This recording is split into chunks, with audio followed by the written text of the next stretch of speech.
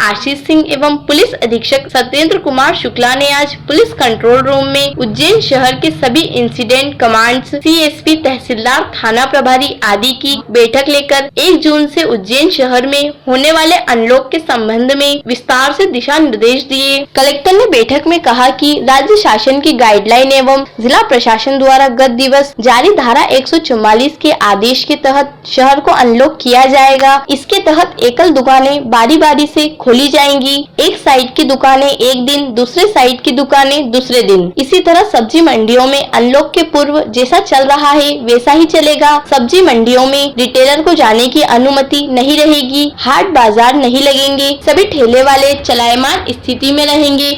वे किसी एक स्थान पर खड़े होकर व्यापार नहीं करेंगे। अंतिम संस्कार में 10 व्यक्तियों को जाने की अनुमति दी गई है। धार्मिक स्थल नहीं खोले जाएंगे। यहाँ पर अनलॉक के पूर्व की स्थिति बरकरार रहेगी। इसी तरह विवाह की अनुमति के लिए थानों में 20 व्यक्तियों की सूची विवाह आयोजकों को देना होगी। बैठक में पुलिस अधीक्षक ने कहा कि सभी पुलिस अधिकारी राज्य शासन की गाइडलाइन व कलेक्टर द्वारा जारी धारा 144 के आदेश का ध्यान पूर्वक अध्ययन कर लें तथा दिए गए दिशा निर्देशों को कांस्टेबल स्तर पर पहुंचाएं, जिससे किसी तरह की गफलत ना हो। उन्होंने कहा कि गाइडलाइन का 100% पालन किया जाना अनिवार्य है। पुलिस अधीक्षक ने अनलॉक होने के बाद शहर में लगाई गई बैरिकेडिंग की समीक्षा करने तथा अत्यावश्यक बैरिकेडिंग ही बनाए रखने के निर्देश दिए। बैठक में एसडीएम जितेंद्र सिंह चौहान, अतिरिक्त पुलिस अधीक्षक अमरेंद्र सिंह, आकाश भूरिया, पुलिस उप अधीक्षक मुख्यालय एसएस राठौड़, सभी नगर पुलिस अधीक्षक, एसडीएम एवं तहसीलदार मौजूद थे। चर्चा कर लेते हैं क्योंकि वहाँ पर हम लोग थोड़ा और हम लोगों को मॉनिटरिंग बढ़ानी पड़ेगी, बैरिकेडिंग वगैरह करनी पड़ेगी, कुछ पॉइंट लगाना पड़ेगा। वहाँ पर होम डिलीवरी जो है किस किराने वाले के माध्यम से होगी, ये सारी चीजें पुलिस को करनी पड़ेगी। और ये केवल इसका एक सांकेतिक महत्व ही नहीं है कि जो 2-4-5 8 ऐसे हम लोग पॉइंट बना रहे हैं, जिससे लोगों में थोड़ा एक वो भी रहेगा। ये बात बिल्कुल सही है कि जैसे ही अनलॉकिंग की प्रक्रिया शुरू होगी, लोगों की भीड़ मार्केट में संभावित है, उसको लेकर राज्य कलेक्टर साहब के साथ और नगर निगम के लोगों के साथ बैठ के एक विस्तृत कार्य योजना तैयार की गई है। और जैसा है कि 50% खुलेगा, तो वो भी तय हुआ है कि किस एरिया के अंदर कौन से दुकान किन दिनों में खुलेंगे। उसके लिए सभी पुलिस अधिकारियों को ब्रीफ किया गया है और कल से ही सवेरे से ही हमारा पुलिस बल इसमें नगर निगम की टीम और प्रशासन की टीम के साथ मिलकर जो व्यवस्थाएं प्लान की गई है, जिनकी योजनाएं तैयार की गई है, उसके अनुरूप कार्रवाई करना सुनिश्चित करेंगे। दुकानदारों के साथ, व्यापारी संगठनों के साथ भी बैठक हुई है। उनको भी यह बताया गया है कि उनको किस तरह का पालन कराना चाहिए। और जो एक सूत्रवाक्य बना है, नो मास्क नो सर्विस, इसके संदर्भ में भी सभी लोगों से बात हुई है। और हम ये सुनिश्चित करेंगे कि कोरोना का जो अभी संकट है, अभी टला नहीं है, कम जरूर हुआ है, तो हम ऐसी व्यवस्थाएं बना कर दें कि जिससे ये नियंत्रित रहे। उसके लिए पूरी पुलिस टीम, नगर निगम और प्रशासनिक व्यवस्था पूरी तरह से तैयार है। कि ये पूरा जो हमारा तो ऑलरेडी एक यूनिट, थाना यूनिट होती है, उस थाना यूनिट के हिसाब से ही रहेगा। पहले क्या था कि सभी लोग बंद थे, बहुत ही लिमिटेड गतिविधियां चालू थी, तो इसलिए हम पूरी सभी लोग को रोक रहे थे। अब हमारा जो व्यवस्था है, वो व्यवस्था हमारी आउटर सेक्टर की व्यवस्था अलग रहेगी।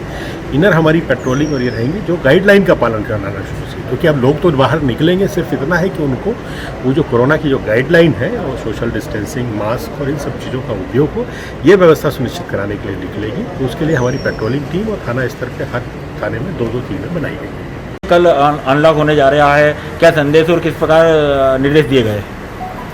तो हम सबका एक तरह से वर्तमान की दृष्टि से यशस्वी मुख्यमंत्री, यशस्वी प्रधानमंत्री जो लंबे समय तक 2 महीने से ज़्यादा समय हो गया पूरे देश के अंदर के वातावरण और प्रदेश के अंदर के में, लेकिन अब हम इस बात का संतोष व्यक्त कर सकते हैं कि लगभग 24% से ऊपर की पॉजिटिविटी उज्जैन में थी और आज ये 1% के आसपास आई है। हम लगातार अगर प्रयास करेंगे तो निश्चित रूप से ये 0% की तरफ जाएगी और वही हम सबका लक्ष्य भी है।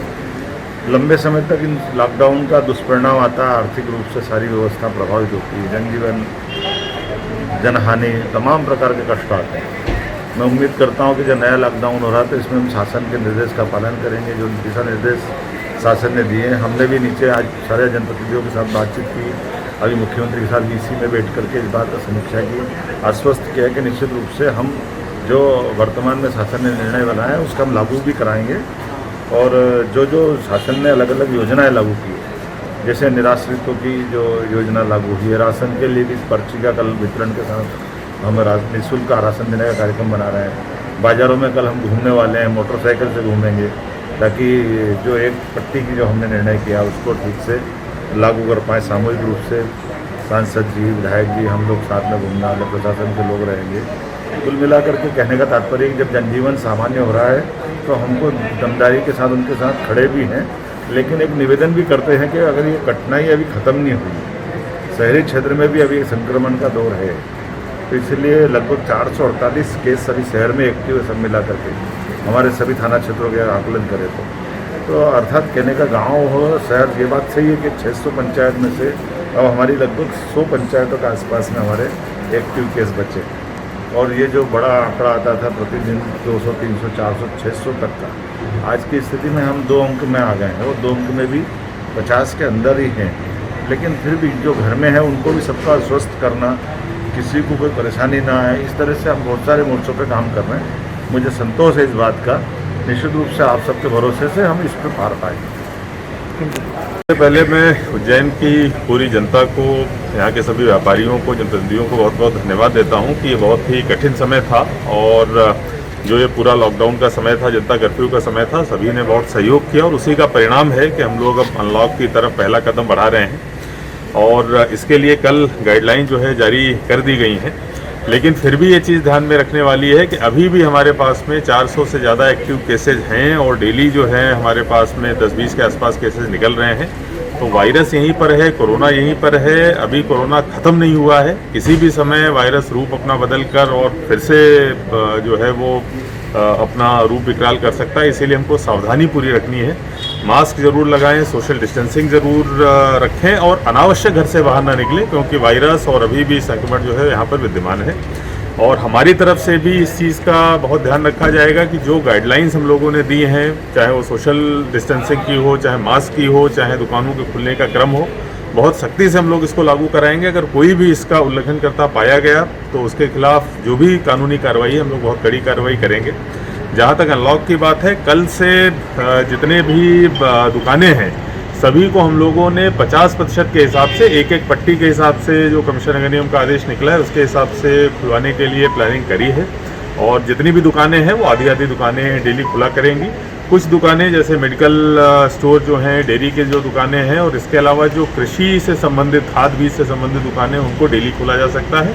बाकी सारी की सारी दुकानें जो हैं एक दिन के अंतराल पर ही खुलेंगी, उनकी व्यवस्था नगर निगम के द्वारा करी जा रही है।